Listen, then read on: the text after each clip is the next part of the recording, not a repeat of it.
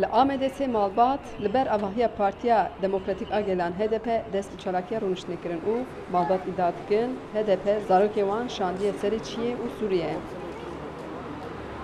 Malbat du rojin li ber avahiyê rûdinên Kurê Ayşegül Biçer, Mustafa Yazde Mehberê winda ye û ew dibêje kurê wê bi destê HDP şandine Kobaniyê ku roja Çiyê Mustafa telefonê wê kiriye gotiye ku ew li Kobanê ye.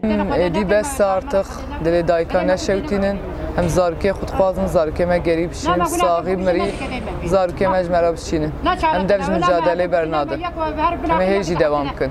Şahap û Feyziye Çetinkaya jî dibêjin kurê wan Silêman ji 6 roj berê de winda ye û bawer dikin ku ew jî şandine Sûriyeyê.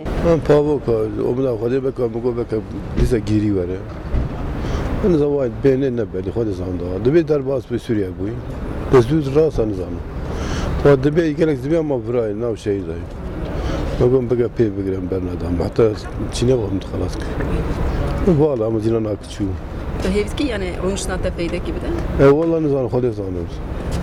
Remziye Akoyun jî li kurê xwe azad ê 4 sal berê winda ye digere. 4 سال قدایی گوته دیلو به عراق بابت کارم گوره این هاو اول ترم خبر وکردن از زمان گوت دیلو به عراق دی و گدی میبین ما پارتیزان زان جیو گدی ما گوان زان 4 سال قدام پیش 4 سالانه گوت عراق بابت کارم گوت میبیره و کرنه و هرش گدی باز بی گدی میبینه الله می اجوار گوت 4 سالان اوج برمی خبردا گوتن این هاو HDP di civan îdayan derkeve û roja sêşemê daxuyaniyek da. Ew dibêjin piştî tayînkirina qayûman, raya giştî dît ku Tifaka AKP û MHP neheqe û raya giştî piştgiriya xwe daye HDP.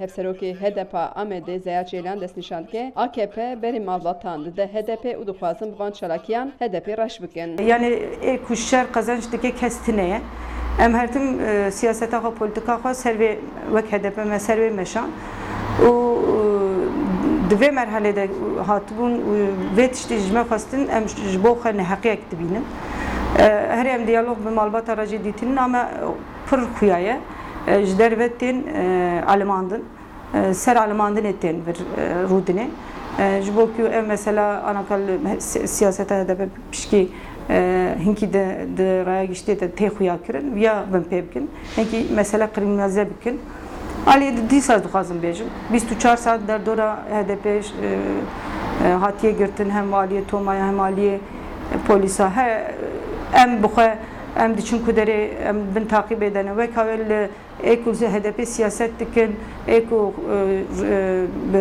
ew girêdayê HDP re 24 saat dibin taqîb edene. Jî dibêje çalakiya dayika pîroz e û tu eleqa wan bi vê çalakî ve nîne.